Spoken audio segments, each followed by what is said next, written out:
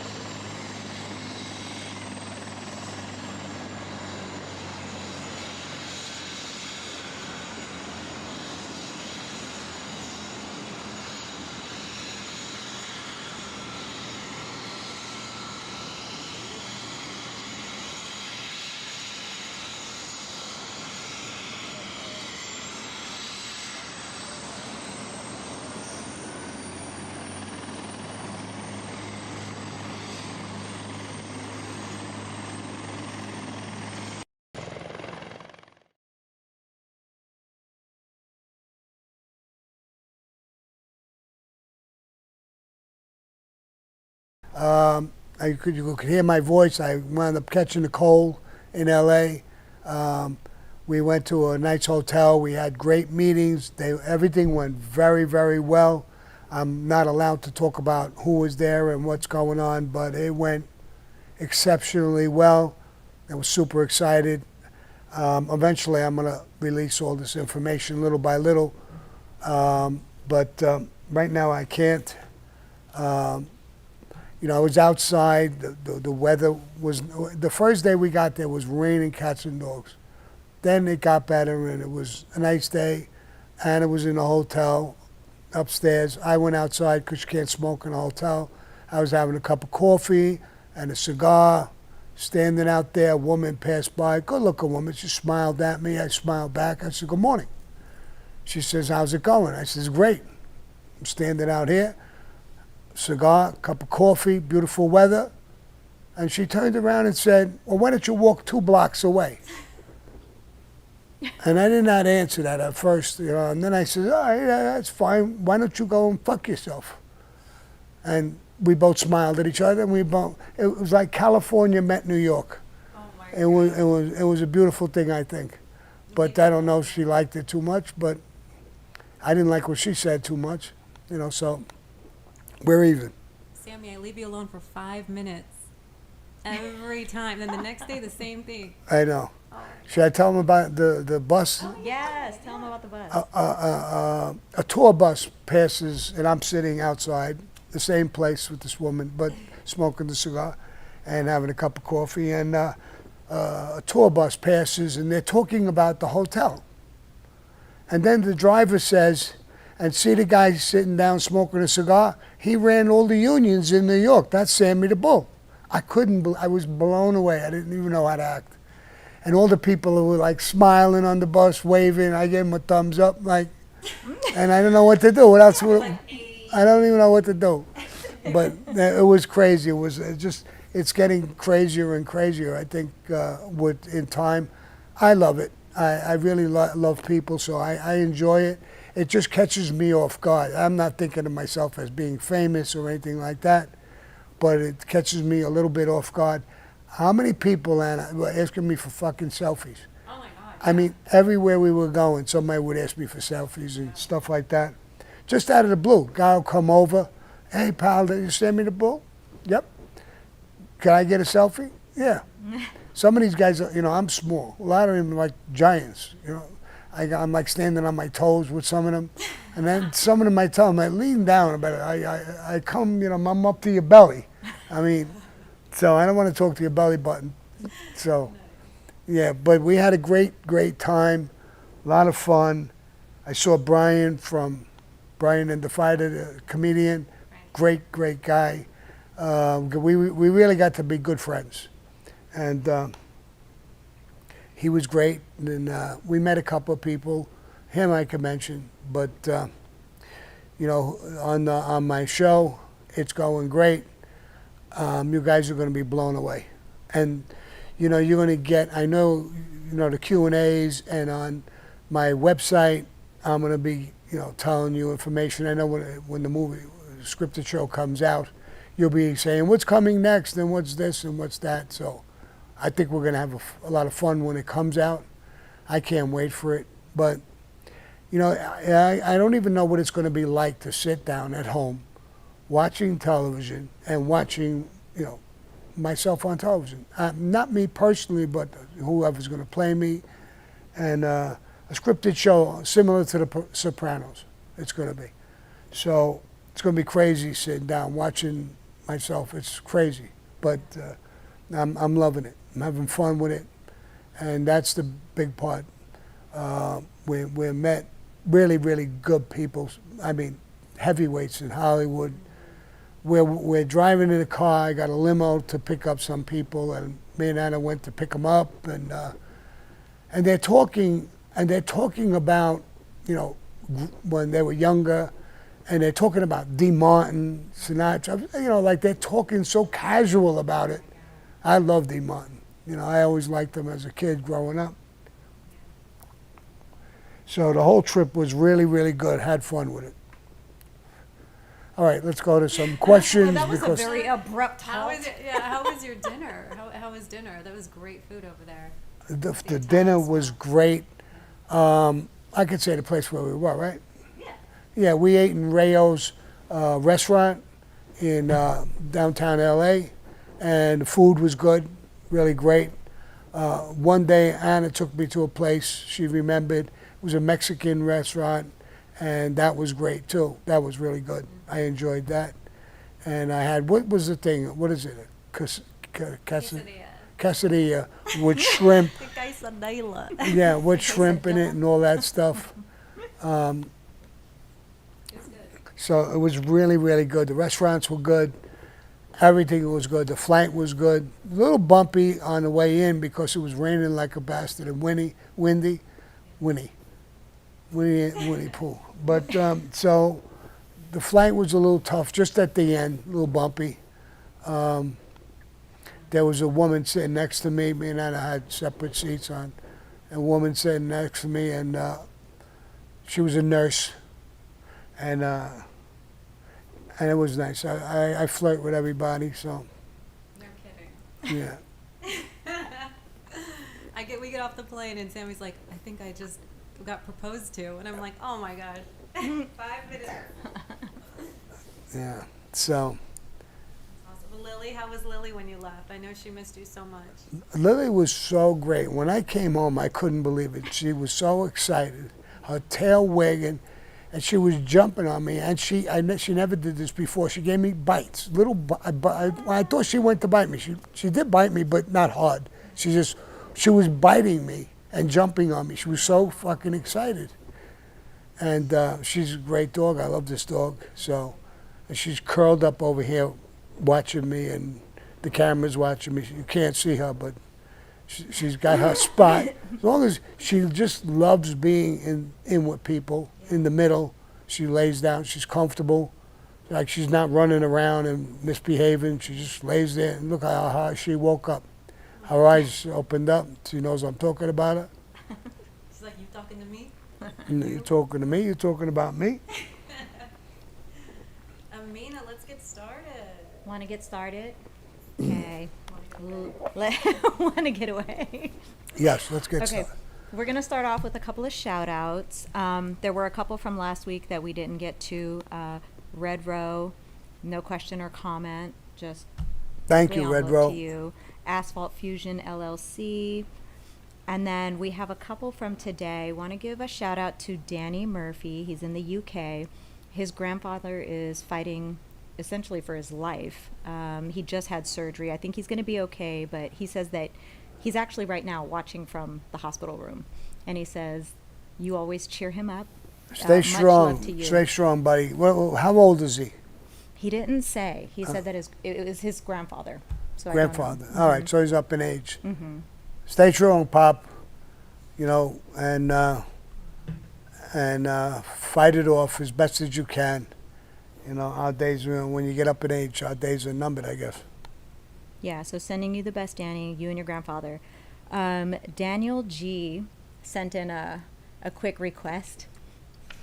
Tell me how you feel about this, Sammy. He said, "Hey, I have a photo suggestion. How about you, Anna, all dressed up glamorously, standing on either side of Sammy, dressed like a gangster, wearing a fedora with a feather, and I'll get that photo, but you guys have to autograph it."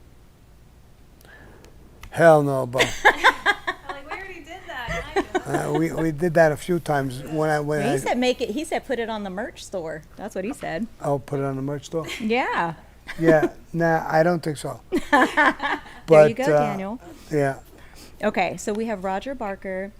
He said, Sammy, did you know New York Police Department Detective Stan Jablowski or Foster Baldwin, who owned their own plumbing company on Long Island around the 60s to the 2000s? They're my uncles. No, I don't recall the names. I really don't. Okay. Zach, Sammy, did you ever hang out or do business in Hell's Kitchen, or was it exclusively Westie's territory until Paul took it over? I didn't do any business in Hell's Kitchen that I could think of, but it wasn't their territory. They grew up there, they stayed there, but anybody could go there. They didn't own it, you know.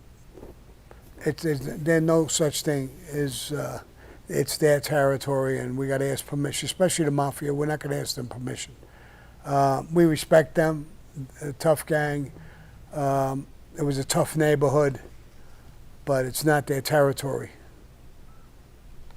Okay, we have Francis. Did you wise guys ever hang out at Cha-Cha's on Mulberry Street? Cha-Cha's? Mm-hmm. I think I would remember that. No, I don't think so. Okay. Gas Can Lip says, Sammy, if you were U.S. president, what would you say to the Chinese president for unleashing COVID? Well, I really don't want to get too political, but if I was the president of the United States, China would have a tremendous problem for not only releasing the COVID, but now releasing drugs into our country, especially fentanyl and stuff like that. We have 100,000 people a year dying of fentanyl. You're releasing that to cartels who are bringing it in. I would take that as an act of war, and I would tell them, as the President of the United States, I'm taking that as an act of war. If you don't stop that, you're going to pay the price. And I think if you don't go to war over something like this, then you'll never go to war. Or you're going to go to war when you're in the wrong. We go to war in this country in places like Vietnam and certain places and that are bullshit. We shouldn't be there. I saw a video today of the Ukraine president in a tight, a woman's outfit, and is jumping up and down, dancing with his balls and his dick bouncing around. You could see it's inside, but you could see it. We're sending billions of dollars to this fucking clown. Now, again, I just came back from L.A. and I've seen things in L.A. I've seen things here, homeless, neighborhoods that are falling apart. I don't take this as a joke. I take this as, it's not funny to me. There's money that billions of dollars could be spent in this country on homeless people, people who are trying to make it in life. You have Mexican neighborhoods, black neighborhoods, some white neighborhoods that are really fucked up. Why can't we fix those neighborhoods or help those people in those neighborhoods? We're giving billions of dollars to this fucking war. Russia must be fucking fuming at us. And other countries are fuming at us. And we're just doing the wrong fucking thing. I would be completely fucking different than this president, for sure. Now, not that I'm a warmonger or I would want to, but if you don't have a strong person in charge, these people are going to eat you up. They're gangsters. You need a gangster, not some fucking mutt walking around as president, don't even know what planet he's walking on. You need somebody tough enough to be a gangster, just like they are. I remember the mafia and different families, and if you're a pussy, you're going to be pushed around. And that's just the way of life, I think, in every form of life. Now, we can't have somebody at top to be a joke. This fucking clown in Ukraine, this president, bouncing around like that, and I think this is a brand new video. It's disgraceful. And I would turn around and I would like to slap him right in his fucking face. You have Ukrainian people dying in droves. You have the balls to take this money. Half of it is being stolen. It's proven now. And while your people are dying, I don't know how.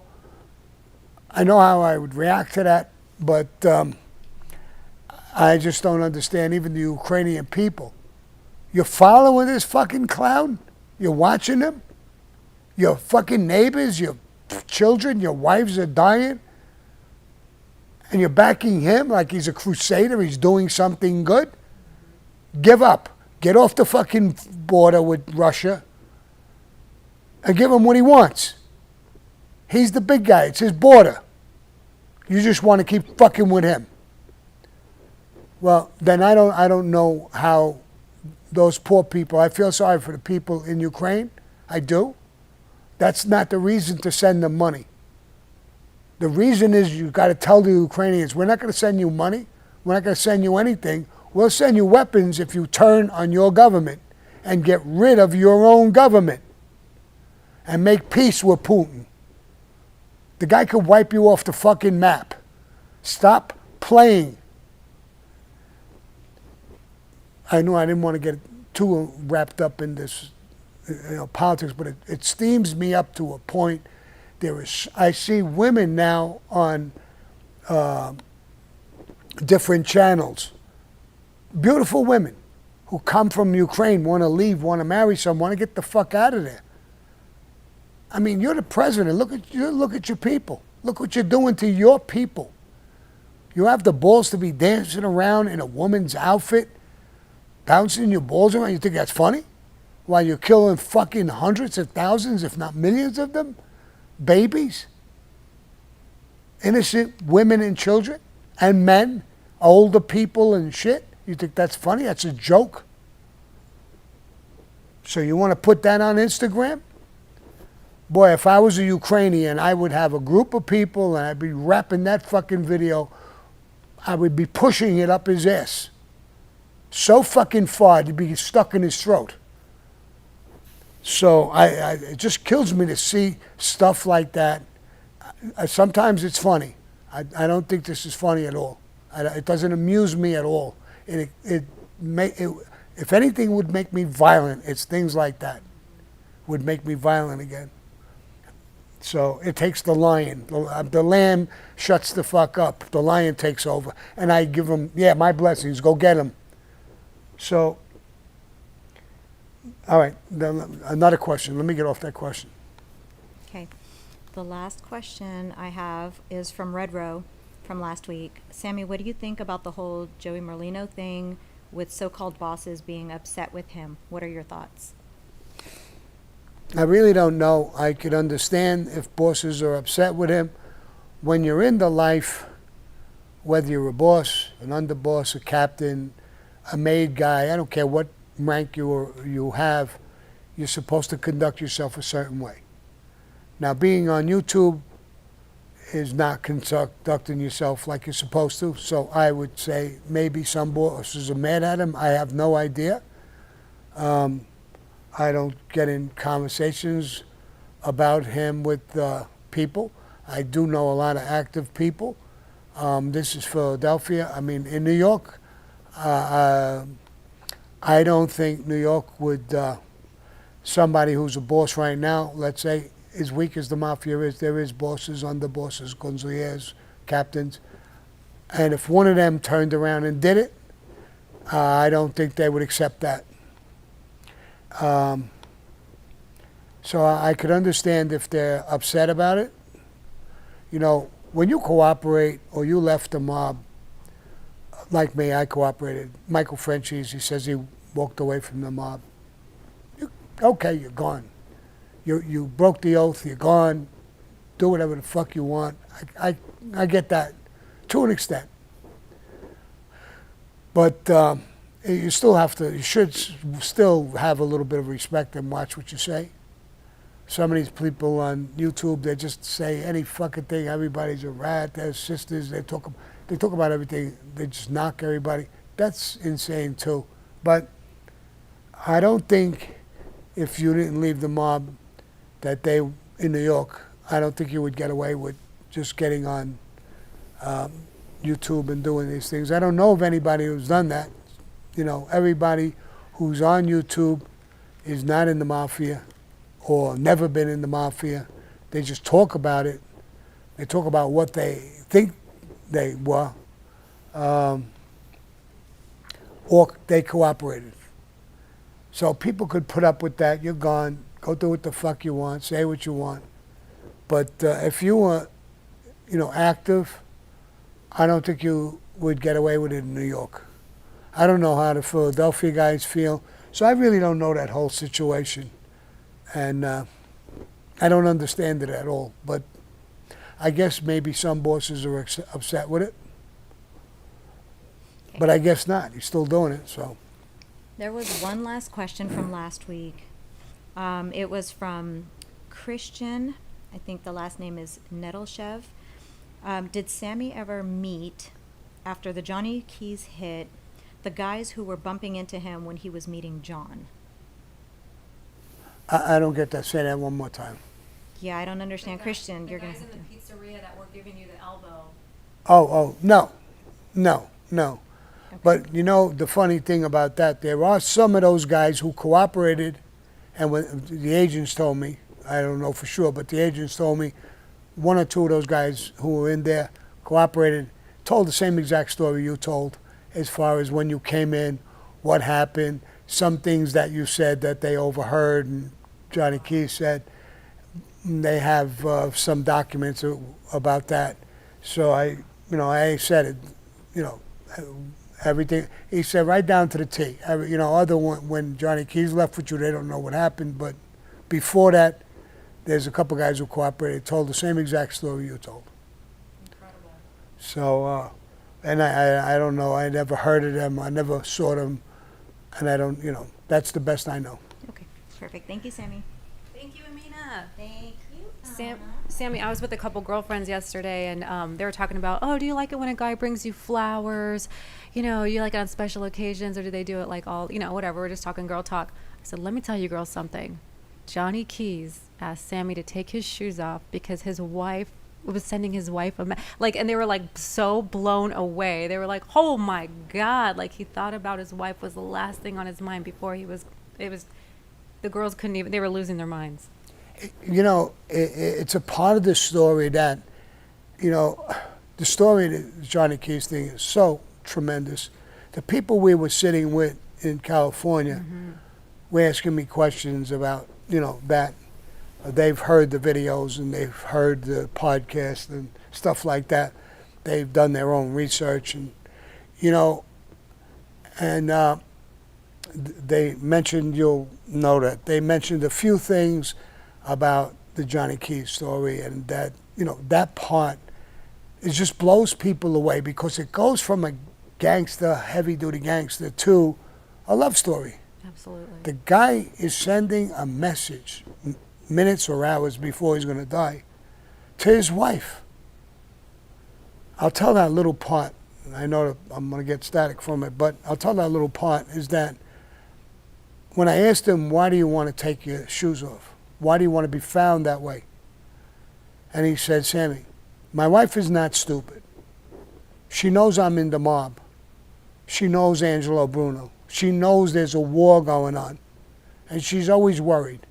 And I tell her, don't worry, I'll die with my shoes off. Meaning, I'll be home. And I'll die not in the street. So when I'm found without my shoes, she'll know that I was thinking about her minutes or hours before I died. I was stunned. I was completely blown away. A 69, 70-year-old man feeling that way and wanting his wife to know that he was thinking of her. It's nothing short of a love story in itself, that one part. Yeah. And he blew me away with everything that happened. I told the people at the table that in The Godfather, there's a scene. Michael is in a room with a bunch of guys. Some guys are kissing his hand. And one guy closes the door. His wife was outside watching. They didn't close the door on her. They closed the door on Michael. He now was a boss. He now was 1,000% Cosa Nostra. I was the same thing. The Johnny Keys hit literally closed the door on me.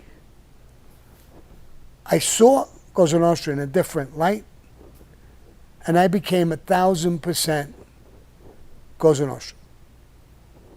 I'm going to tell a little bit more. A friend of mine, Louise, told me not too long ago that I had beautiful blue eyes. I had happy eyes. I was always happy, joking. I was so pleasant to be around. And she said, at one point, I saw you. We had broken up. I got married. She got married. We were friends, but we're always friends. And she said, I saw you. Your eyes were totally different. They were ice cold. Everything about you changed. I said, what year was that? She says, I don't remember. I think 1980, somewhere around there. In 1980, somewhere around there, that's the Johnny Keys hit. Mm-hmm. So it did change me. I think every hit changed me somewhat. In other words, I was never a serial killer. I don't enjoy killing. I did it. I'm a pro at it. I don't back away. I'm not trying to make myself a saint. But everything has left a mark on me and changed me in a way. And that hit for sure. That man. He showed me Cosa Nostra in a way I have never learned and I never saw. And I always question myself, could I die like him? Would I be thinking, if I was sitting in a van with somebody who was about to kill me, about my wife? Would I be thinking about my dog? What would I be thinking about? Would I be struggling to get out of the van?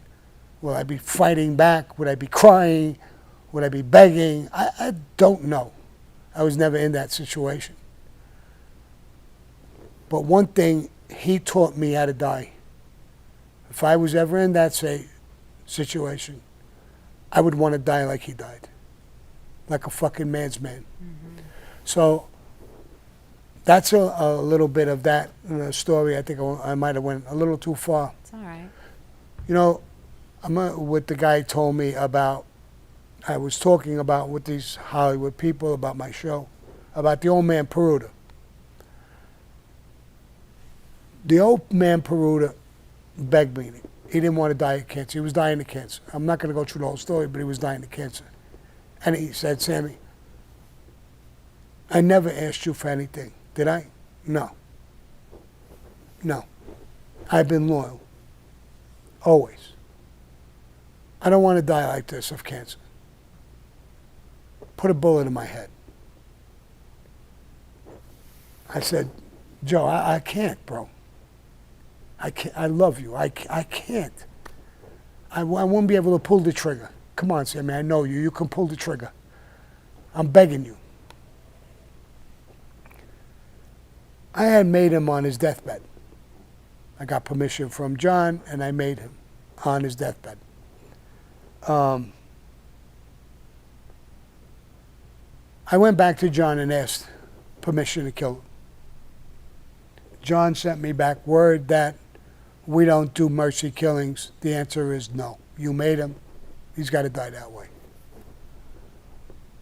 In a way, it was like a blessing. I don't have to kill him. So I went to him and I said, Joe, I asked for permission. I didn't get permission. The answer is no. He said, Sammy, I always loved you. I don't give a fuck about John. I never did. You were my God. You're my man. I'm asking you.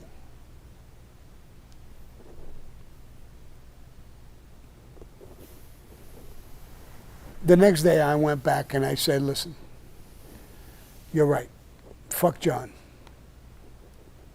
I'll kill you. I got to set it up where no one's home in your house. You're laying in the back room. I'll come in the back door with a gun and I'll kill you. And I was all fucked up over it. I had a gun with a silencer. My wife once asked me and said, what's the matter? I said, listen, leave me the fuck alone. Nothing's the matter. Don't stop asking me questions. My friend is dying. Is that enough? Of course, she didn't know what I was about to do. It was killing me.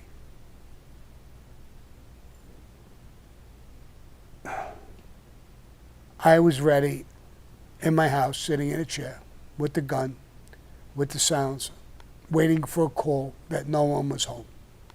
The house was clean. My wife came with a phone. Eddie's on the phone. My brother-in-law.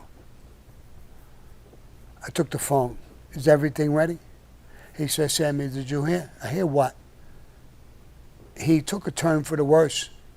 The family called the hospital. They were taking him in an ambulance to the hospital. He died in an ambulance. Oh my God. I don't have to kill him. But then I looked at myself for years and said, he asked me for a fucking favor, one of the closest guys to me, and I didn't give him his favor. I didn't make him die like he wanted to die. And it's been bothering me. The guy sitting at the table heard this story and said, as soon as you told him you would kill him, he was relieved. And he didn't want to put you through this, and he gave up. He let you off the hook. But he wanted to hear you say, I'm going to do it. What a thing to tell me. Mm-hmm. And I think about it from the other day in California, and Anna's sitting there nodding her head, right? Oh my God. It blew me away. That blew me away too. My jaw was on the floor.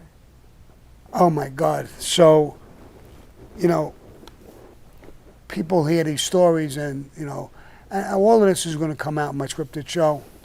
And so let me get off of that because I'm going too far. And I'm sure I'm going to get called, Sammy, shut the fuck up. I was going to say something too. I'm not even going to. Okay.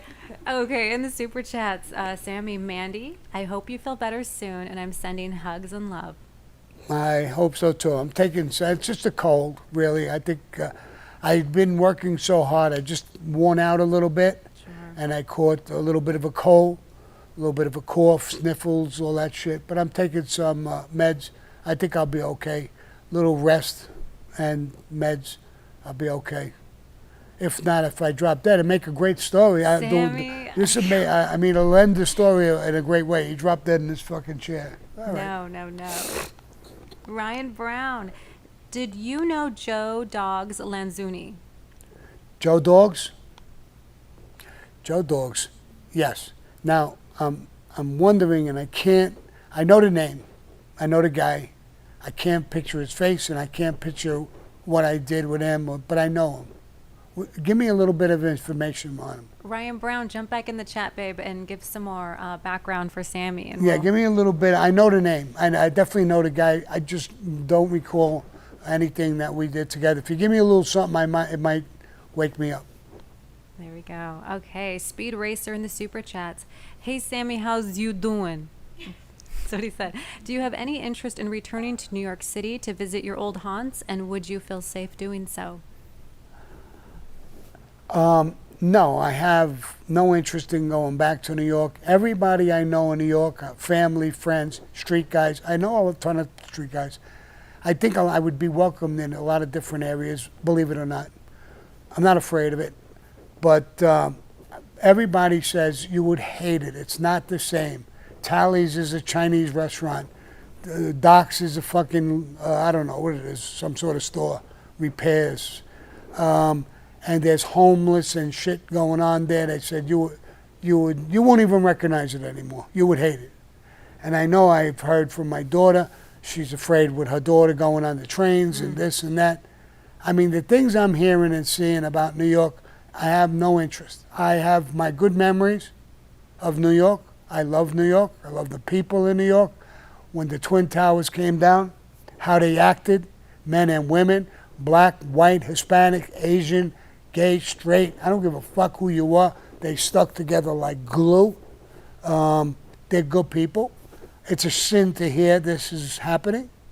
I wish they would not riot or do anything like that, but, march or vote these fucking people out. Why do you keep voting them in? You got to look around you. New York was one of the best cities in the country. It's like what I saw in California. It was one of the most beautiful states in the fucking planet. Yeah. Well, at least in this country. And it's a mess. So I don't understand why these people don't vote them the fuck out. It's crazy. How much of this are you going to take? Yeah. So, no, I'm not really afraid. Like I said, I have a lot of friends there. There's street people who send me messages all the time. Say, I wish you were here. This is a fucking mess. This is a joke now, even the mob. So I don't think I would have such a threat. I mean, I cooperated, so some people might, and then some jerk may want to make a name for himself. I'm the guy who killed Sammy the Bull. It happens in jail and prisons. There's guys get killed for stupid reasons like that. So, but I'm not afraid of it. I don't hide anywhere or do anything. I'm pretty well open about where I am and who I am and where I am. But I think I'm happy where I am right now. I've walked away from the life. I don't want to have nothing to do with it again. I got good people around me, Anna, Amina, and I'm more and more people's names that I'm working with. I can't even mention yet. Right. They'll come out. So I'm happy at what I'm doing, 100%. Amen. Ryan Brown about Joe Dogs back in the super chat said, yeah, he was under Tommy Agro and he was based in Florida. He flipped after Agro nearly beat him to death.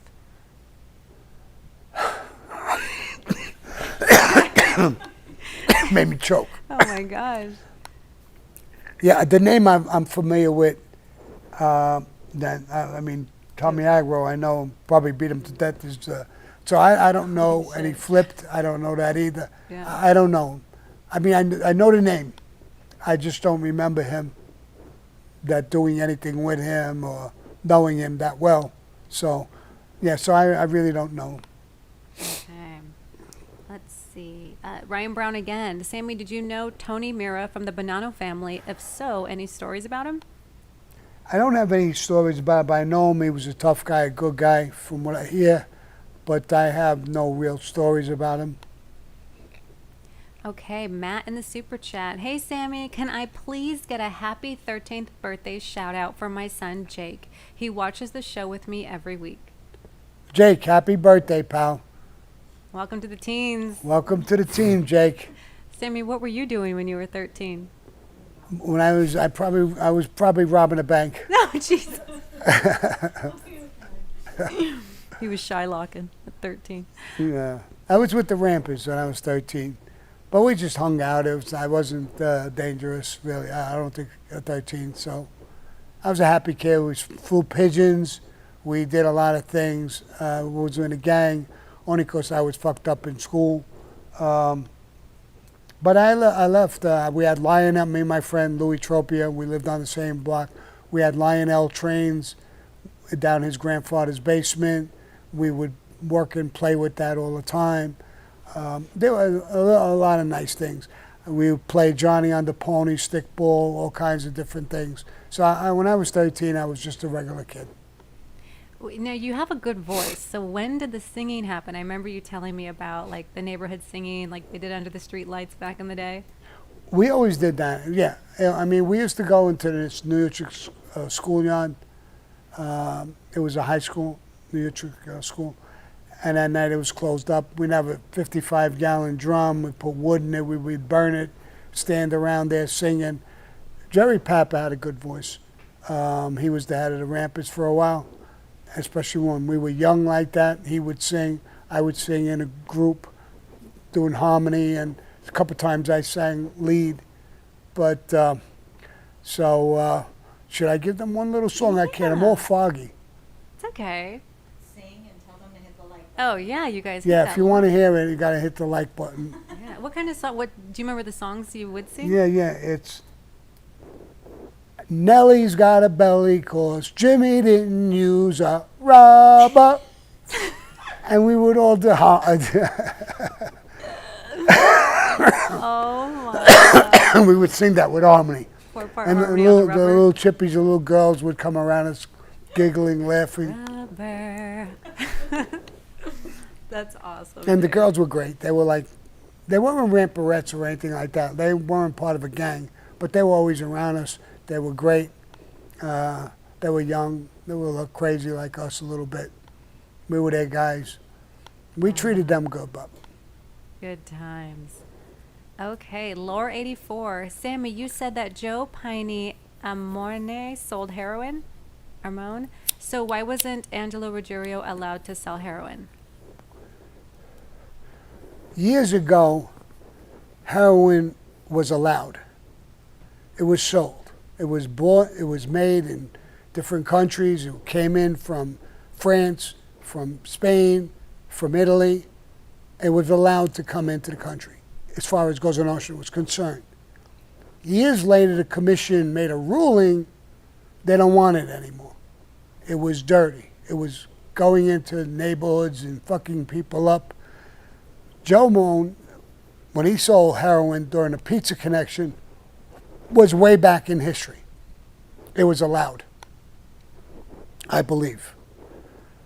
When Angelo did it, it wasn't allowed. It was after the commission ruled no more drugs, no more heroin, stuff like that. It's not good for our label, for our reputation.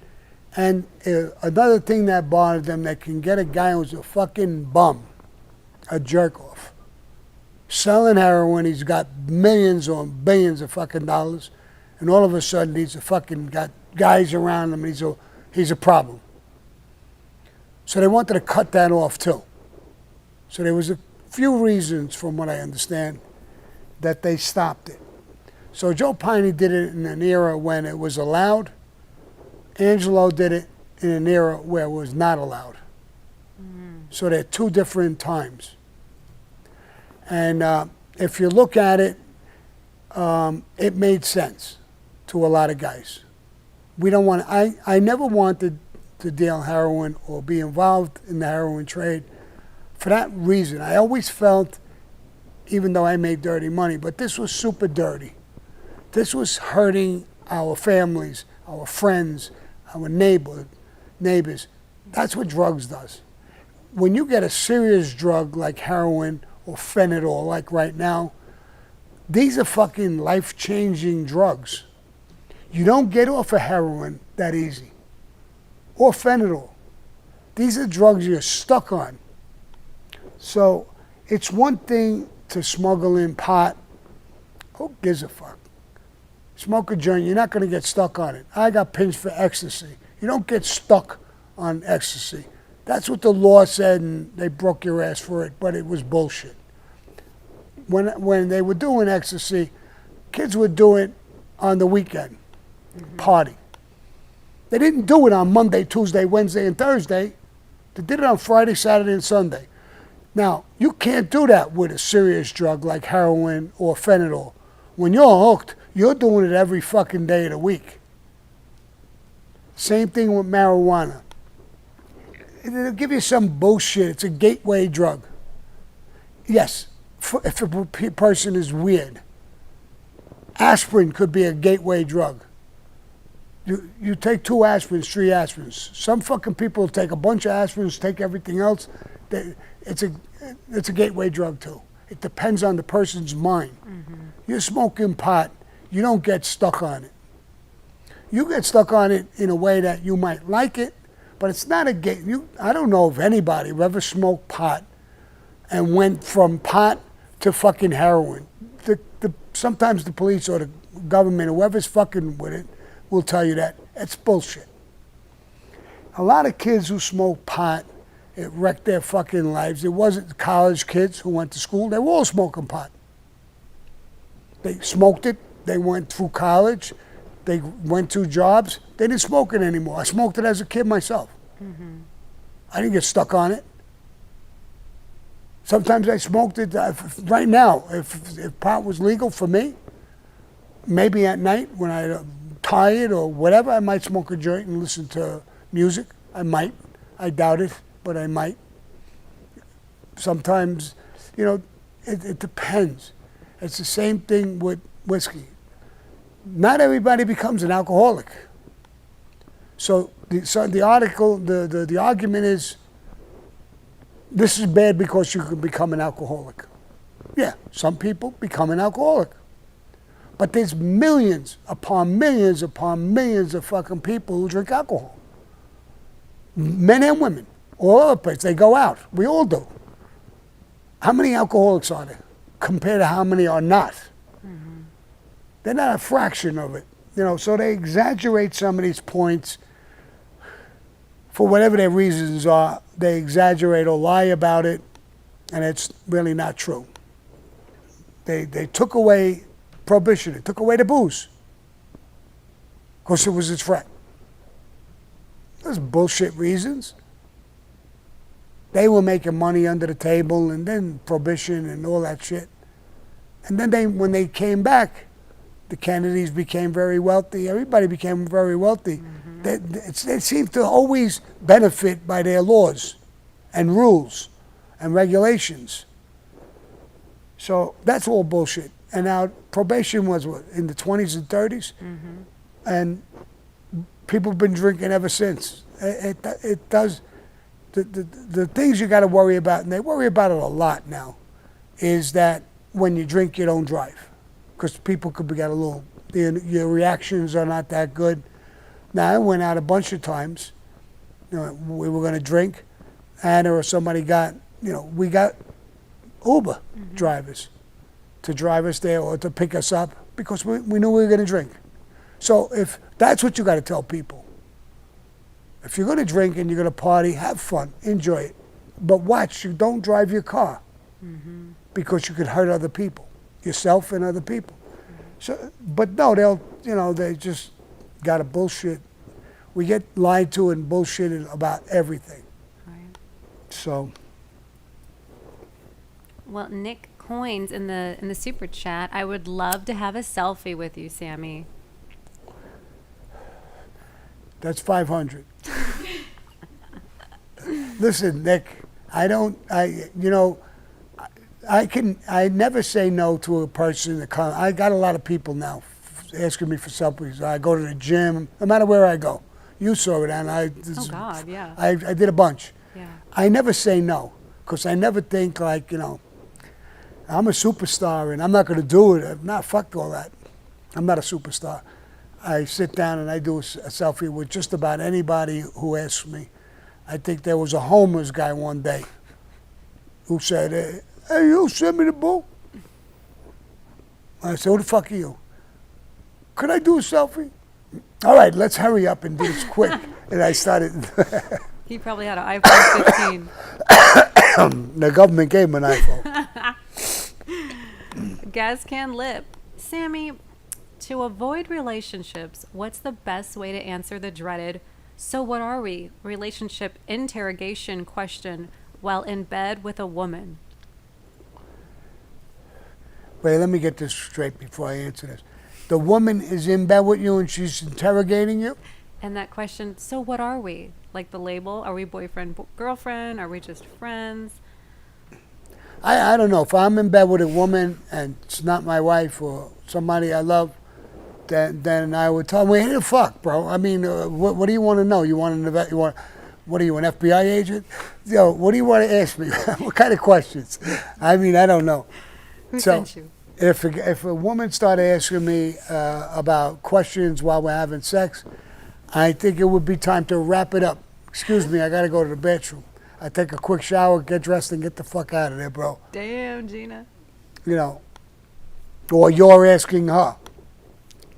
I mean, this poor bastard is laying down and you're telling her, did you graduate college?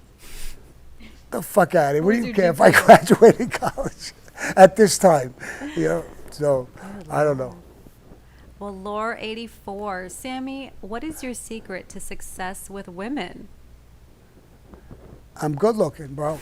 That's one thing. And they know I'm hot. So I'm hot to trot. I knew you were going to say that. Yeah. I mean, I was hot all my life. Listen, I love women. I love women.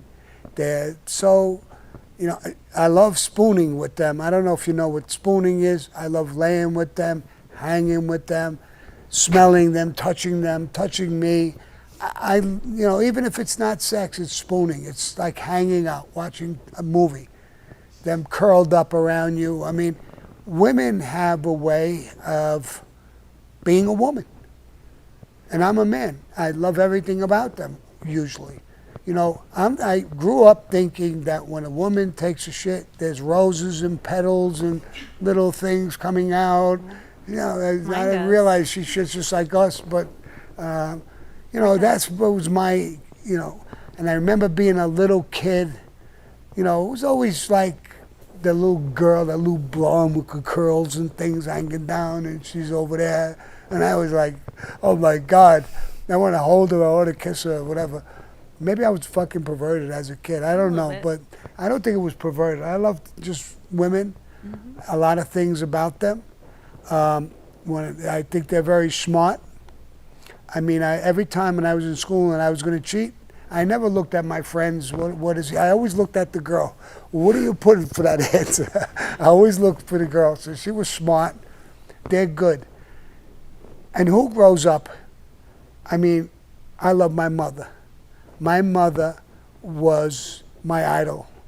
She cooked, she cleaned, she did everything for her family. She sewed your clothes. She was there when you graduated. She was there with this. She's there with that. How could you not love them? So I love women in different ways for different reasons. I had a couple of sisters and aunts and grandmothers. They all, were adorable. I mean, not all. There's a couple that were pains in the asses, but I have a daughter. I have a granddaughter. My granddaughter's pregnant. She's going to have a baby. I'm going to be a great-grandfather. My God, am I getting old? I don't think you told anybody yet, Sammy. Is that the first I didn't. time? Is this the first time? Oh, my God. My granddaughter's going to be on the phone. Grandpa, why'd you tell everybody? Crazy. She's going to have a baby. So, Wow. And I believe it's a boy. I think she says it's a boy. I think. Yeah. But so I'm going to be a great grandfather. I got some grandchildren. Now a great grandfather. My God, That's what age does. But they're beautiful. They're lovely.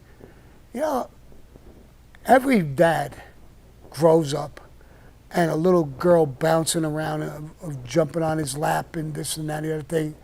How could you not love them? They're sweet. They're innocent. Boys are more rough and tumble. The kid, while you're watching television, will hit you with a football in your side of your head. You know, they're a different breed. Like, we're a different breed than women. I mean, I love them. And I always did, and I probably always will until the day I die. I don't think I changed. You know, I know I'm older, but the feelings are the same. Thank you, Sammy. Dino in the super chat. Hey, Sammy the King. Do you have any Greek friends or maybe a story about them? Dino the Greek from Sweden. Do I know Dino the Greek from Sweden? No, do you know any Greeks? Greek? Yeah, Greek guys. There was a couple of Greek guys. There was a couple of Greek brothers. I believe they were in the Lucchese family. Real tough guys. Had a club, bookmakers, the whole 9 yards. I forgot their names. But there was, quite a few Greeks who were around. They have a notorious reputation, so you got to watch your ass a little bit with them. I don't know about physically and whatever. So, but I think they're good people. I knew, when my wife and my son had Uncle Sal's Italian restaurant in Arizona, right in the back, they opened up a Greek restaurant. And Greeks have this very similar food like the Italians. So a lot of times I would go there and I would grab a little something. I'm going to take it home. My wife would take a shit fit. What are you doing? We own a restaurant. You're going to buy the food from them? I said, yeah, they got this thing, a couple of things that we don't make, but they got good food. So I did know quite a few, not a lot, but a few Greeks, and they were good people. I was friends with a couple of Greeks who were in prison.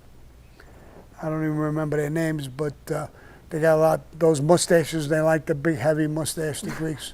So, who do the Greeks identify with in prison? They're with white people, Italian people. Listen, in prison it's like black people, Hispanic people, and white people. But even within each group, there's separations.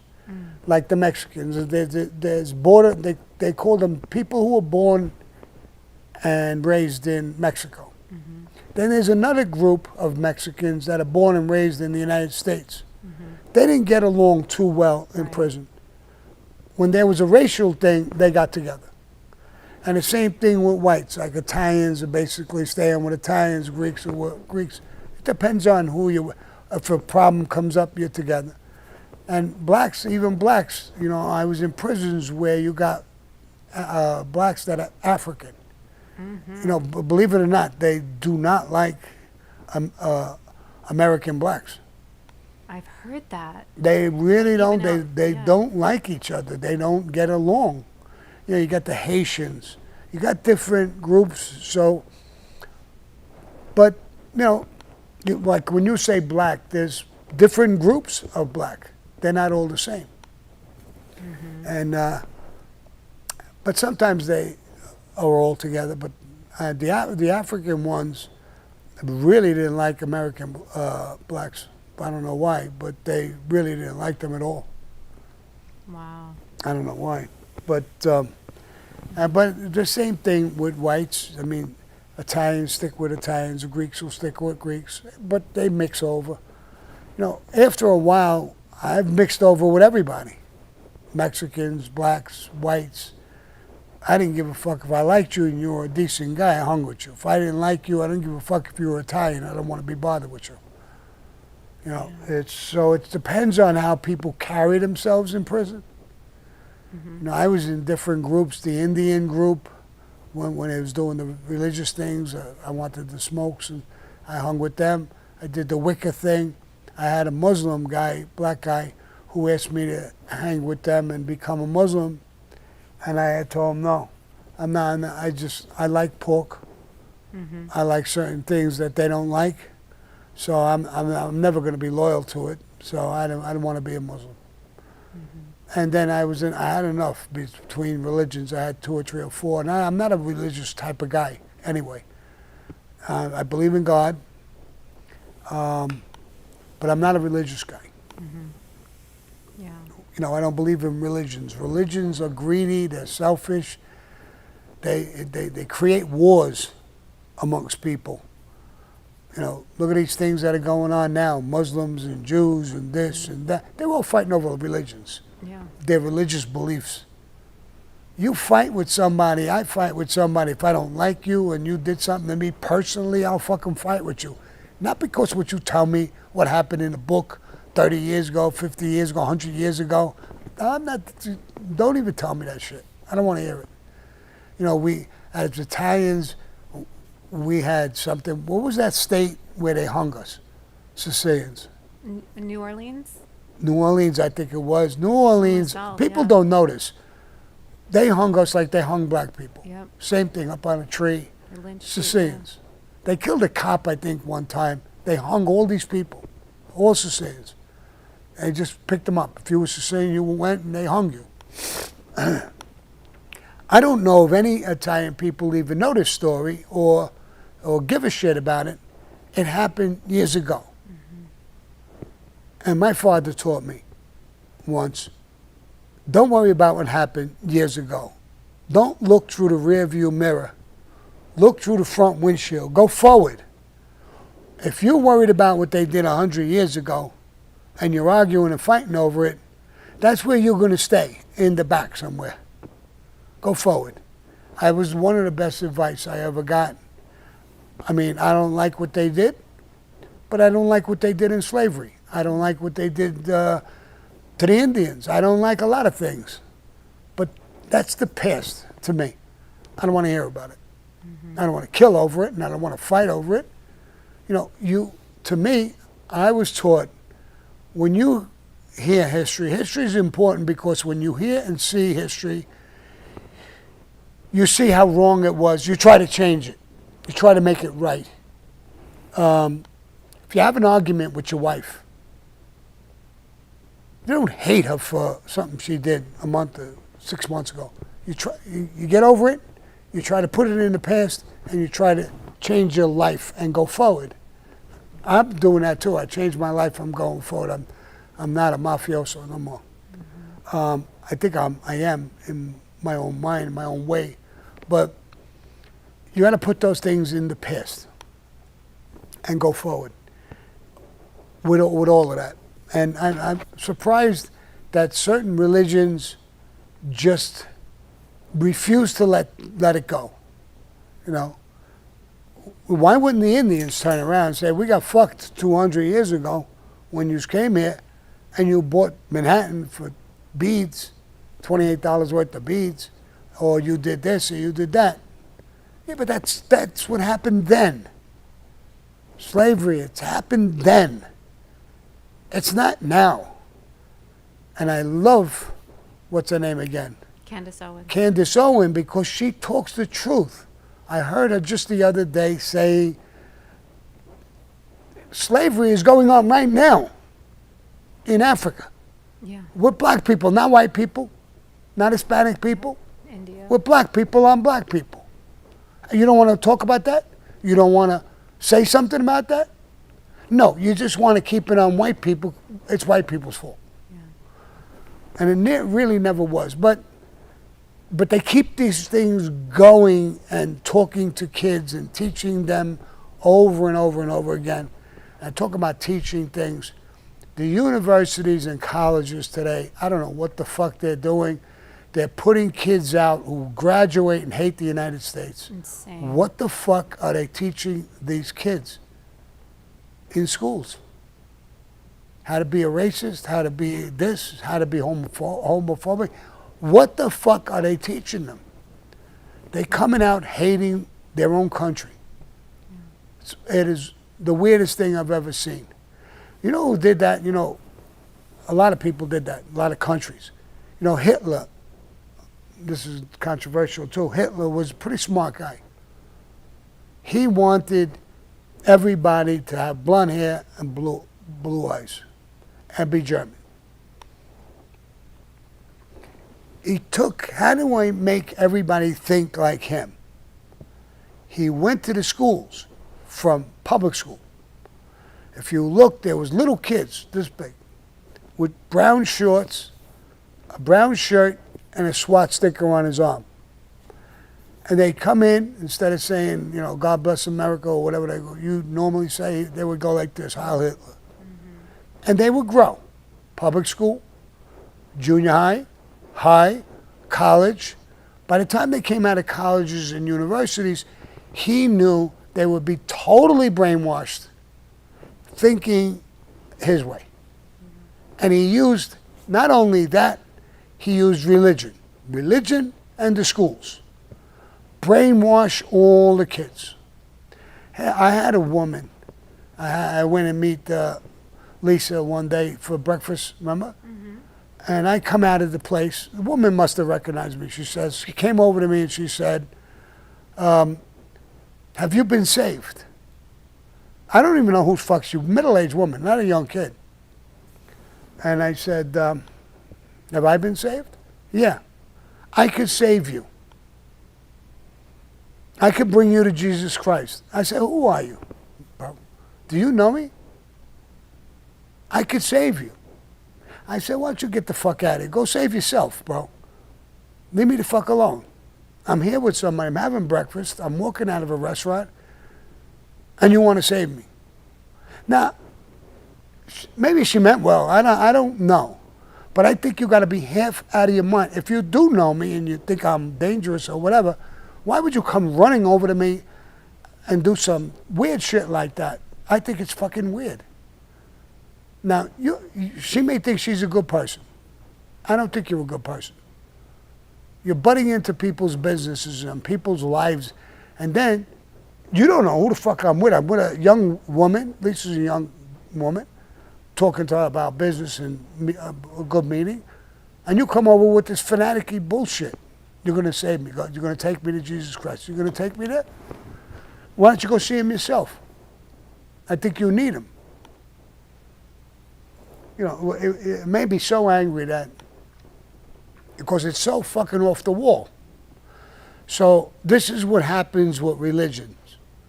So she's so fucking brainwashed that she's walking around with this fucking thing in her head all over the place. She's dangerous. She's a danger to society. This is what religion does sometimes. And this is what universities and colleges are doing sometimes. And I see it. You know, weird stuff that's coming out and stuff like that. I'll see college kids were on campus and they're protesting all kinds of stupid shit. They're coming out of a college and they're protesting that we should do something against Israel and help this terrorist group, whatever their fucking name is. I mean, who's teaching this kid that?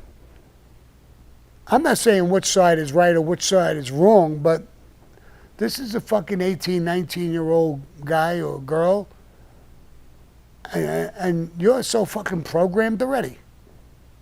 So that's what these schools and religions, it's dangerous if you program them the wrong way. If you program them the right way, fine. But if you program people the wrong way, it's not fine. So. Thank you, Sammy. Gascan Lip, back in the super chat. Sammy, my Gumbara, what is your advice on how to respond and console when someone in your family tells you that they are terminally ill? It's you know, I've had it. My mother, my father. It's a big blow, and it's a hard thing. Talk to them, show them love, hug them, kiss them. Talk about everything good that happened between you and them. Bring up good memories to them. They don't want sympathy. They know they're in trouble. They know they're dying, especially if they're up in age. Everybody knows when you hit a certain age. I'm 79 next month. I know I'm going to die soon. 4, 5, 8, 10 years, whatever it is. They know. So those people, if they have a terminally ill thing, try to help them. Talk to their nurses. I hope you don't get mad at me, Anna. Anna's got a mom who's sick. Anna's on the fucking phone with the doctors, the nurses, her sister, and this one and that one. That's what you do, what Anna's doing. Yeah. I mean, thank God she don't have a kid that's terminal, but she has kids. Kid had a fever the other day. Boom, rushing into the hospital, taking off, Sammy, I'm leaving a little early. That's what you do. That's what you do. Show them love. Show them kindness, especially the old timers. Give them all the memories in the world. Bring it back to them. Let them go with all them good memories and a smile on your face, a kiss, a flower, a rose. Give them something physical that they could smell, that they could see. You'll change that pain a little bit and the suffering a little bit, and it'll make you feel good that you've done something good. Do it now when they're sick. Don't wait. Don't put it on the side. Don't go to the funeral and cry. Do it now. Jump on it. Jump on it. Talk to your boss. I'll be in a little late. I'm going to stop there first. Or whatever you got to do. Divorce says no. Tell the boss to go fuck himself. Yeah. This is important. And, you know, I wish that I would have spent a little more time with my mother and my father before they even got to that point. But once they got to that point, I was at the hospital. I went and did what I had to do, and I consoled them as best as I could. But now is the time to go there. Bring them good memories. You'll fill their head with not chemo, not ugly shit, not pain. Put some great shit in their head. And that's what they're going to take with them. If that's humanly possible. And they'll go with good memories. They'll go maybe with a smile on their face. And if they do, you put that smile on their face. That's your job. You'll never regret it. You may waste some time, may lose your job, or whatever is going to happen. This will make you a better person, make you feel good about yourself. You'll look in the mirror and you'll smile when you see yourself. If you don't do these things, you're going to say what I just said. I wish I would have did X, Y, Z. Do it. That's my advice to you, bro. Thank you, Sammy. Brazilian monk. Hey, Sammy, will you please give my cousin Mizrachi a shout out and say his name, please? And please give a gangster story about a black gangster from Brooklyn. Hey, Maserati. A black gangster from Brooklyn. There's a movie about American Gangster. And who's the black actor? I forget his name. Denzel Washington. Denzel Washington plays him. There was a few of them. Bumpy Johnson. There was quite a few black gangsters. And they were well respected and well connected, like the Irish Westies were connected with the mob. So were there was black people who were connected with the mob. I'm going to give you another crazy little quick story that Tato one day, and I was young, I wasn't made yet, and I was with him, and I was a rough kid. He said, there's a church on Bath Avenue, all the way down, a small church. It was strictly black people. He said, go there, the kids are bothering them, white kids. Go there and grab the kids, find out who the kids are, and make them stop. I told Tyler, you want me to do that? Yeah. Yeah, I want you to do that. Why? He said, because they're good people. I said, okay. I went down there, I spoke to the pastor, whatever he was, and I found out who the kids were. And I went down to see the kids. I went with one or two guys. And I told the kids, listen, they're good people. Stop breaking balls. If you go there and the next time if I get called and I come down, I'm going to bust your fucking asses. So stop. They stopped. The pastor called for me, sent a message. Tato says he wants to see you. Go back there. I said, it's these fucking kids again. I went back there and he said, Sammy, I appreciate what you did. And I said, well, you know, Tato's involved. I wanted him to know that Tato was responsible for making that happen. And she says, I know. And he says, if you would like to come and join us for prayer, I forgot when it was, what days they go. He invited me. I said, okay, you know, thanks, but I don't even go to Catholic church anymore. I'm not a church guy. He said, all right. And he was telling me, you know, well, I got some young kids. We got a football team. I said, I heard. They're good. They didn't go ahead back then, believe it or not, like they do now, back then. And he was talking about contributions that they were getting to buy football stuff, uniforms and bullshit. And I says, how much does it cost?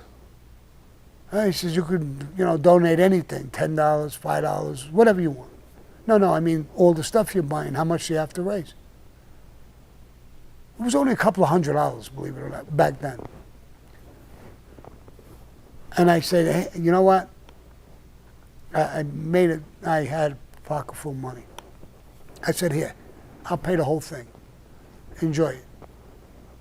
But I'm not going to come to the masses. I gave him the money and left. Boom.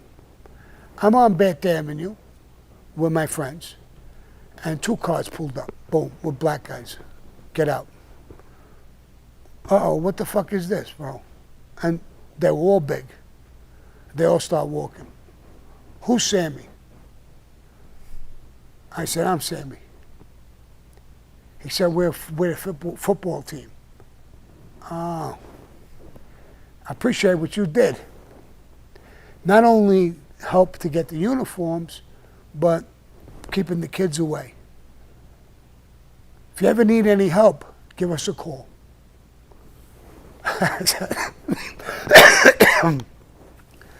These kids look like they could rip a fucking whole team of people apart, especially 5, 6, 7 of them.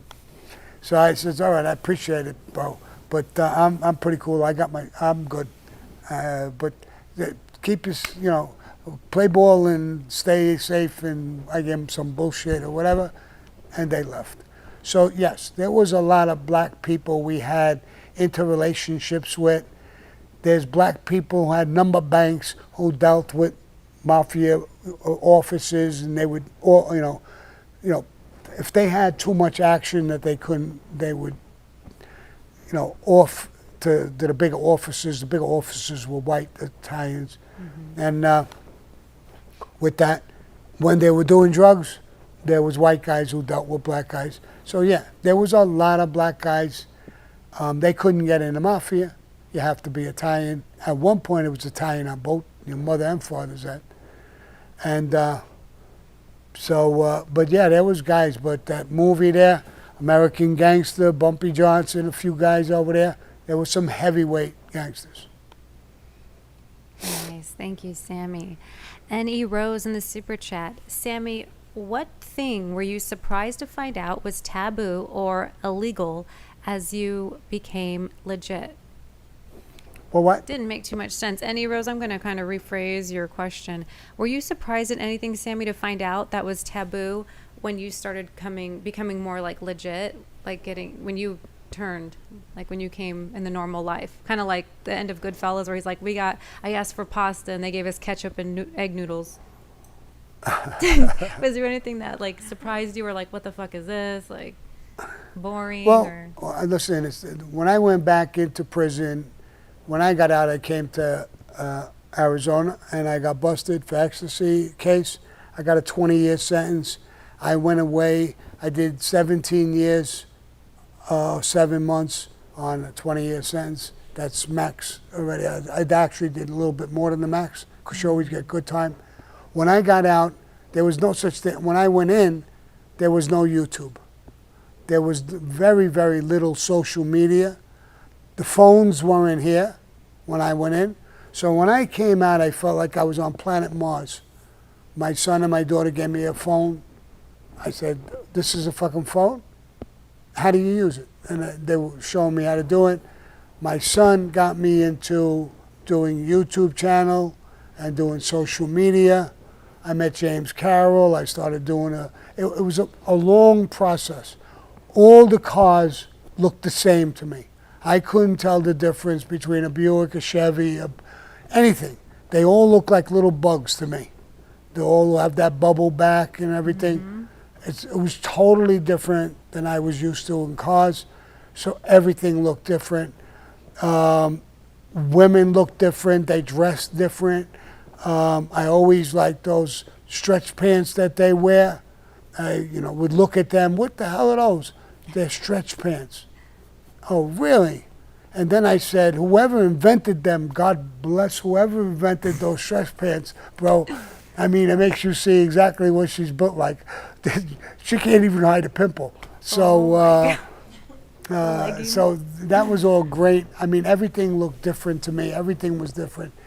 And after doing almost 18 years straight, I started off with 6.5 years in the hole. I was oriented to prison life. And coming out was very strange to me. Everything was strange to me. There's a couple of guys talking to each other and you go walk past them. In jail, when you walk past them in the middle of them, you always like bend a little bit and say, excuse me, and walk through. If you don't, the guy say, hey, bro, I was standing right there. You just bunk into me, walk past me. They take it as an insult.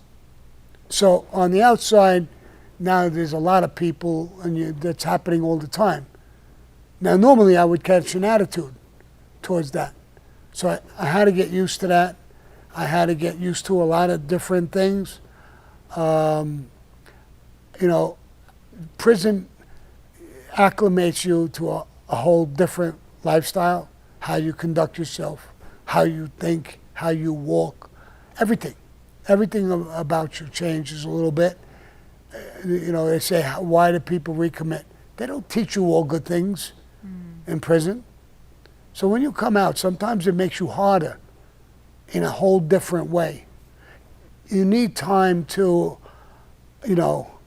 chill and find the environment. What are people doing now? Stuff like that. I drive a car and the light turns red. And there's one car, two cars. I'm pulling up. There's a guy coming out of a supermarket or out of the driveway. So instead of pulling up straight and he can't get out, I stop. And I'll tell him, go ahead. It's one more fucking car. Mm-hmm. The people behind me are blowing the horn. What? The light is fucking red. But why are you letting this guy in? Why do you give a fuck? It's one more guy. So I wasn't used to all of that bullshit. I got into a few arguments driving-wise. I'm used to it now. But it took a little while. So everything was strange to me. Everything. The music was different. I mean, I've heard music in prison. I heard it, hip-hop and all that stuff. But everything was different. Like I said, women, the way they dressed, the way they talked, the way they walked, everything was different. Wow. And it takes a little time.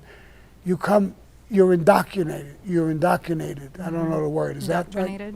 Indoctrinated? Mm-hmm. Yeah. And so everything is different. Everything has changed. It takes a little while to get used to it. You know, somebody would run. I was in a parking lot.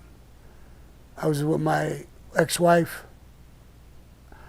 Somebody come running, and I would turn right away. What are you doing?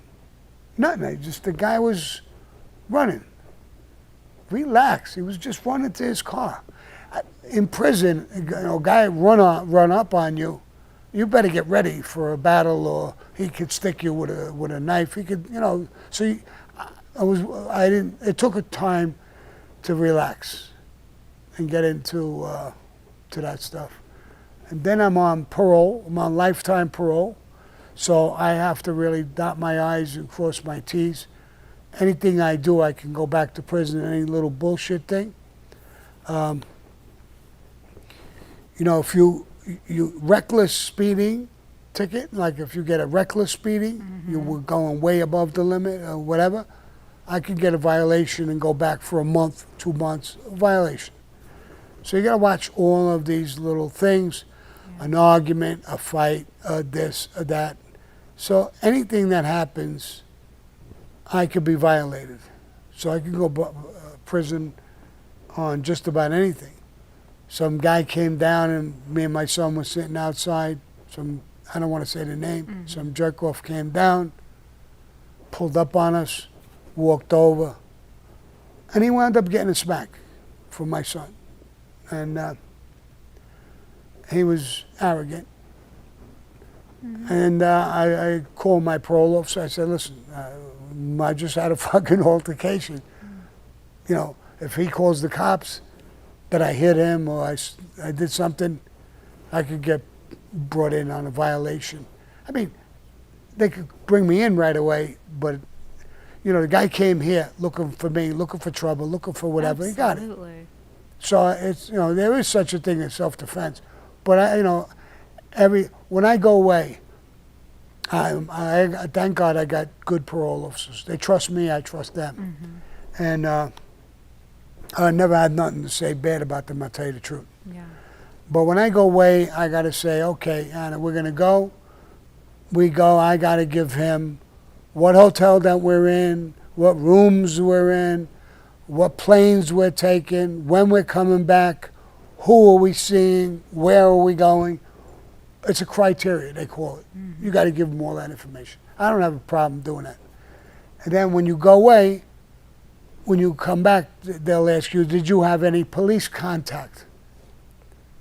So, you know, I didn't have any police contact, so I don't have to tell them nothing. One time I crashed, I hit a school bus. You ever see them big yellow ones? No kids were in the fucking bus, thank God. But when I was turning into the street and they were coming and there was a 3-lane thing. So they pulled over a little bit and I went in a little too early and I just hit the back bumper. Nothing big. My car got dented, but the bus has to stop. And they got to report it with the police and everything. It's a school bus, even though there's no kids in it. So I told the guy, go ahead, I'll follow you, because we got to get out of this traffic. So he went and I'm following him. Some guy's following me.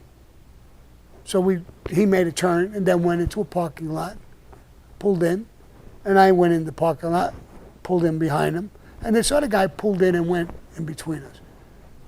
So I told the guy, I said, listen, I hit you in the back a little bit. There's no damage. You want to just drop it? He said, I can't. I got to call the police. I got to call my office. It's a law. The guy started yelling, do you want a witness? I said, get the fuck out of here. Would you see a murder? I'm here. I didn't run away. Get the fuck. I wanted to throw the fucking lighter at him. It got me so fucking mad. Get the fuck out of here. You saw a murder? You want to be a witness that bad? This guy's like a born-again rat. He ratted his mother, this guy. He wanted to be a witness to the fucking thing that I hit him in the back. So the bus driver started laughing.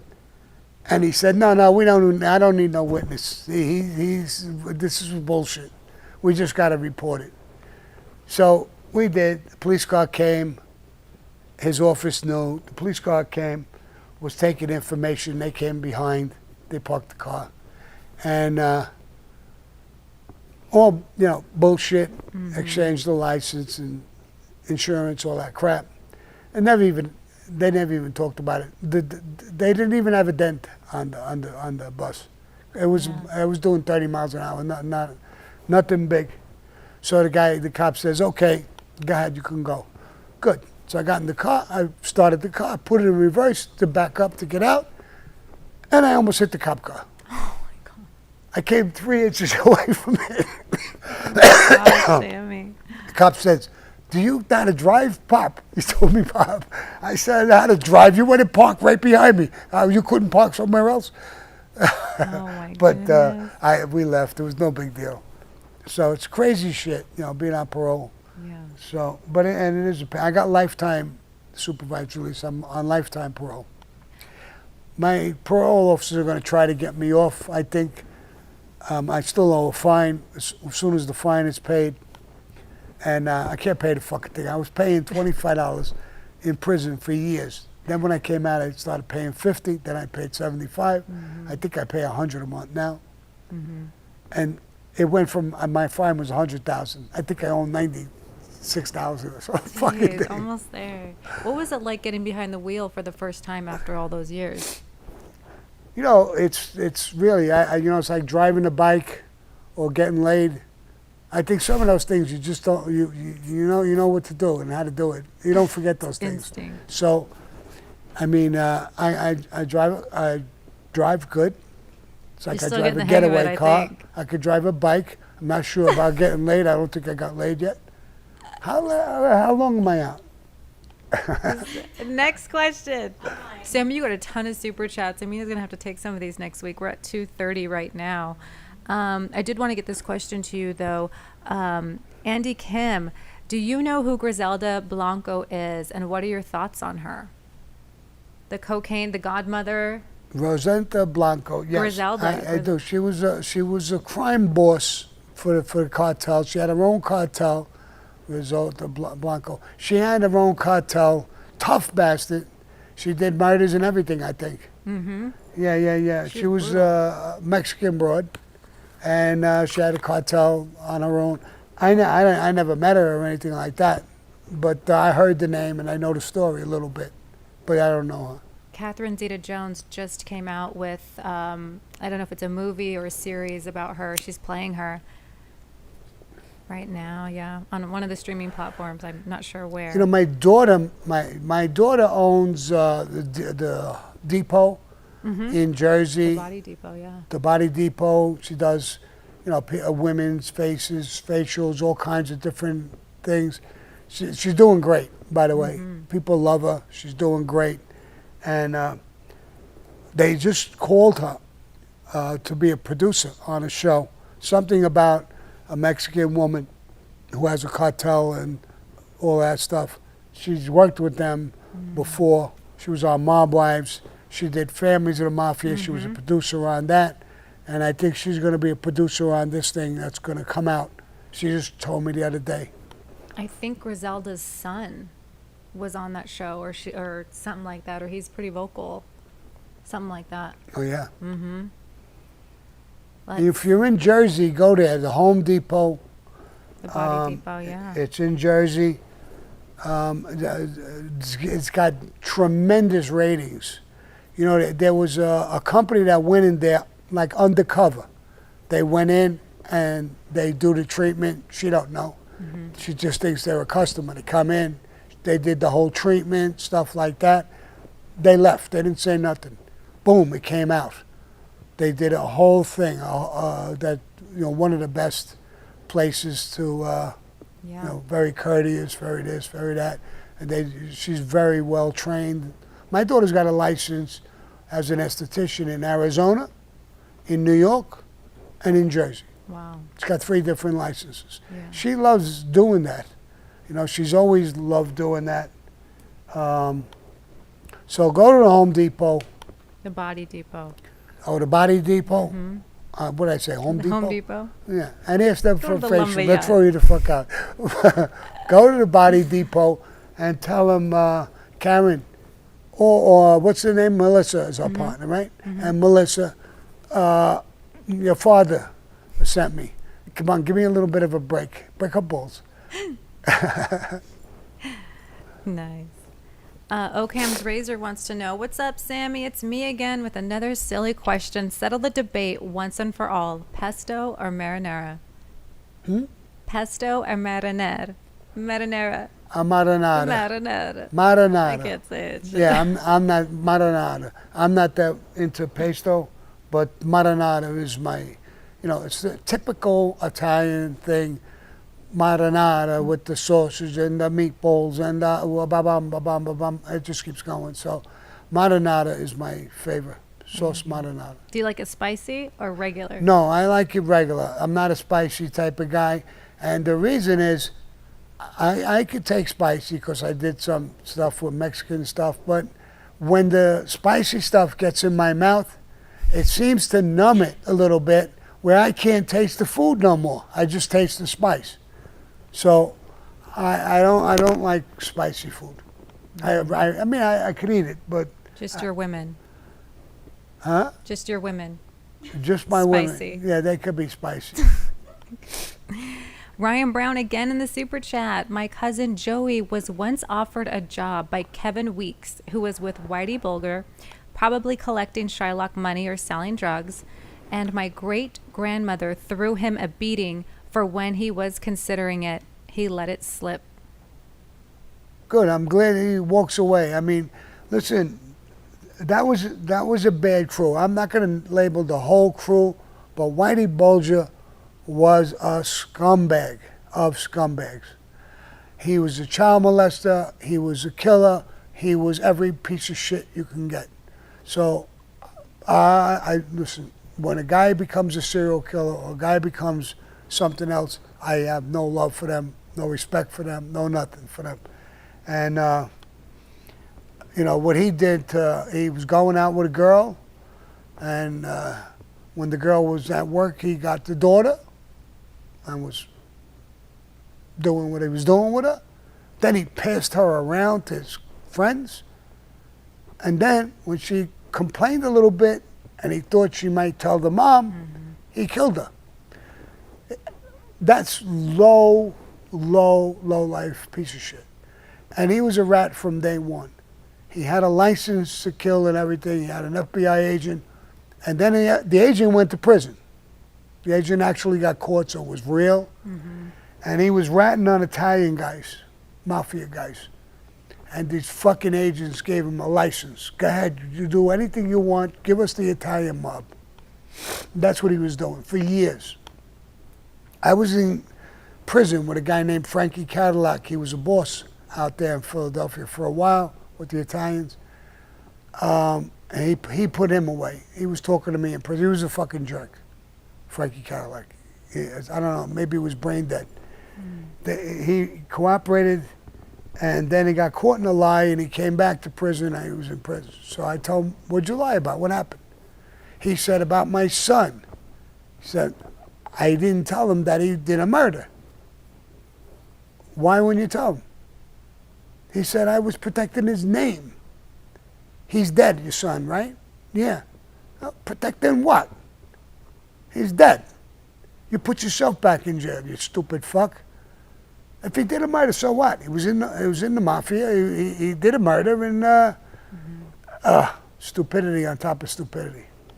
What's your take on Johnny Depp's portrayal of Whitey in the movie Black Mass? You think he did him justice? Listen, I like Johnny Depp. He's a great actor, stuff like that. I don't know. I don't remember the movie that well to make a decision. I know as a movie, he's a great actor. Yeah. Johnny Depp. I like him. I was just in California, and I just got a whole different image of Johnny Depp. There was some heavyweights. I was there, and I was talking, and they brought his name up, and I said the same thing. I like the guy. I like the way he carried himself at the trial.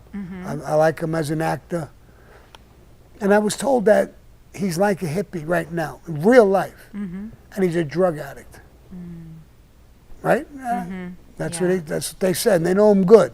They weren't trying to put him down. They said that's what he is in real life. The struggle. He's a drug addict. and like a hippie type of guy, and he ain't playing the part. That's what he is. That's the way he is every day. Now, I don't know how long he's been like that. He's got to be up in age, no? Yeah. Only in his 60s. Oh, you broke Amina's heart right now. Yeah, that's her man. Well, your husband, bro, you could marry him. You're going to need some heroin money. But he's got his own money, so he probably don't need you. He's a rock and roller. Yeah, he came off pretty dark in that movie. I remember watching it, and I didn't. They had him looking crazy, but it came off pretty dark. That nitty gritty. If Whitey Bulger was really like that, Oh, he was the devil. Yeah. He was the devil. I mean, he really was. You know how they caught him? In Santa Monica. You know how? How? He took off with his girlfriend when he went on. You see, the agents came to him, told him the indictment's in, you're going to get indicted, run. So he took all his money and weapons and everything and took off with his girlfriend. So they did an American Most Wanted posters on him and stuff. And they knew that the girl was gone too. They didn't know if she was dead or they didn't know what. But on one of the posters, the girlfriend her picture was on it too. A woman seen the wife or girlfriend in a beauty parlor and called the feds and said, that woman who's in the picture with the Most Wanted, yeah, I go to the beauty parlor with her. I seen her in the beauty parlor a bunch of times. They went to the beauty parlor. She had a different name, but they got her name, her address, and who she was. They went outside the apartment. Boom. He walked out. That was the end of him and her. That's crazy. They pinched the two of them. They got her for harboring a criminal or some bullshit charge they gave her. Yeah. She went to jail too. I don't think she did a long bit. Yeah. He got killed right away. Damn. They put him in a regular penitentiary. Now, with that kind of history, raping kids and being a rat for all them years and all the things he's done, And he knows. the mafia, they knew they were killing him. They wanted to shut him up, I think, because he had a lot of contacts with the FBI. Oh, yeah. Some guy went away, maybe not all of them went away. So they want to shut him up. They put him in a yard, and then a couple of guys came out with locks in a sock and bashed his fucking brains in. You know this guy's going to get hit in a penitentiary. You know better. For the warden and them to put him in there, Right. I think they were shutting his ass up. Mm-hmm. Same thing what they did with that other guy, the pedophile there. Epstein. Yeah, Mm-hmm. yeah. I don't know what happened there. I think he was killed. Yeah. They wanted to shut him up too. A lot of these fucking, child molester groups got some pretty heavy names attached to it. And sometimes, like this, seems like he died my ass. He was killed. And they get rid of people. They kill them. They get rid of them. I saw an interview with Patrick McDavid and that some kid who's around Hillary Clinton. I forgot his fucking name. He showed his penis to young girls. Anthony Weiner. Anthony Weiner tips. Huma's ex, yeah. He's Huma's got the dating right Soros. name, Weiner. But I seen him with a thing there, and Patrick McDavid asked some great questions. He says, how come every time these heavyweights have a problem like the Clintons, people die left and right? Who could hurt them? Oh, but people die around those famous people all the time. Yeah, but they all die in a strange fucking way. Yeah. One guy committed suicide. So he hangs himself and he shoots himself in the chest with it. But this guy was really intent on committing suicide, right? Or it's bullshit. Look at the guy with Obama now, Oh, yeah. the black chef. Yep. Guy's a fucking Olympic swimmer. He drowned in the fucking thing. Yep. Now there's rumors about him, Obama and Michael. Yeah. Oh, what's her name? Michelle. Michelle or Michael? Either one. Yeah, Tomato, I think tomato. it's Michael. Now, and I saw that actress there, the one who died. She got plastic surgery. Joan Collins. No, not Joan Collins. Joan Crawford. No, not Joan Crawford. You're killing me, Smalls. Joan, whatever the fuck Joan her name Rivers. was. They asked her, "Do you ever think there'll be a gay in the White House?" She says, "Oh, come on, stop." She says, "Everybody knows that Michelle is a tranny." Yeah. Oh my God! That was awesome. And now we're thinking that she might run for the presidency. Yep. Imagine. We have to. Do we have to do a penis check? Do we call? Yeah, we I have mean, to TSA check. gave me one at the airport. I think everybody's inclined to get. Come on. Yeah. Jesus. I can't wait for you to do your interview with Sean Atwood because he knows a lot about the Clinton body count and the boys on the tracks and all that stuff. He knows a lot of information about it. Yeah. Listen. They all have. Hillary Clinton was having an affair with one of the guys too. He got killed too. He died too. God. Yeah. It's crazy. While Billy Bob was banging young fucking chippies all over the place, she was banging a few of them too. So, I mean, and then they all went. She even went to that island. Oh yeah. I mean, this is fucking crazy. When names come out, I mean, you could get trapped into going there. Like, I believe, a business guy, he was a multi-millionaire business guy. So maybe you get trapped, you go to the island, you think you're going to have a business deal. But once you go there and you see what it is and what they're doing, making a second or third or 25 fucking trips, something's radically wrong. Right. I don't believe it's not about business no more.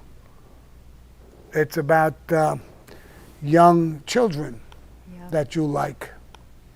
Crazy. Well, Sammy, it is 2:45. I'm going to end on this question, if that's okay with you. And also remind your viewers that the Gene and Anthony podcast is coming out in a few days. Yep, the Gene and Anthony podcast I did, we went to editing and everything. It should be out in a couple of days.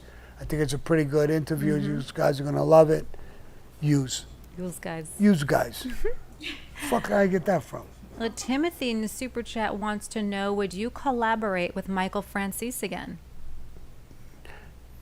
Yeah, if he's interested in collaborating, I would collaborate again with him. We get along, me and him. But now he's running around with who's that actor there? Chaz Palminteri. Chaz Palminteri. I think they're dating. Stop. I think they're dating. They're fucking up each other's ass all the time. But I think they're in love. But yeah, I would definitely collaborate with him. Listen, I would talk with almost anybody. I mean, I even thought about talking with Gooba. That's nice of you. Yeah, and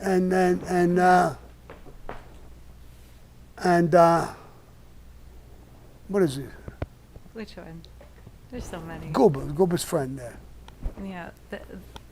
You talking about Howdy Doody? Howdy Doody. Oh. Howdy Doody. I would think here's a good collaboration. A meeting with Howdy Doody, Gooba, and me. I think that would make for a phenomenal interview. And, no holds barred. I mean, we have this, no weapons, just our hands. And I would like this meeting, and we'll see what happens. Howdy Doody. I'm fucking 79. I mean, Gooba.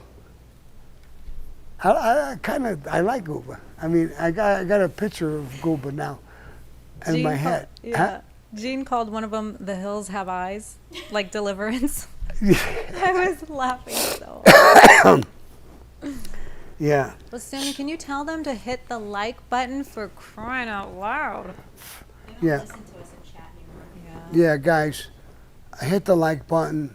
I mean, otherwise I'm going to get bounced off the air. You want to sing us out, Sammy? Huh? You want to sing us out? With this cold, I'm going to It's sound like howdy I'm going to sound. doody time. It's howdy doody time for you boys and girls. Everybody loves somebody sometime. See? Lily. Everybody, Lily, here, treat, Lily. Look what Daddy got for you. Look what Daddy got for you. That's right. Don't be running to those girls. She's my little lesbian. She loves the girls. Oh, my little baby. Who's this? Come on. Get up over here. Get up over here. Oh my gosh, Sammy. She fits. Oh, No, she's my breaking. Oh, the fucking breaking the coffee. All right, you didn't do nothing wrong. It's me. It's Saturday Night Live. Oh, yes. Nothing like live. Oh, my God. Look what I did. You gonna sign us off? Can you say adios, motherfucker? Lily, you say it. Adios, motherfucker. She said it. No, my God, you broke the whole table, Lily.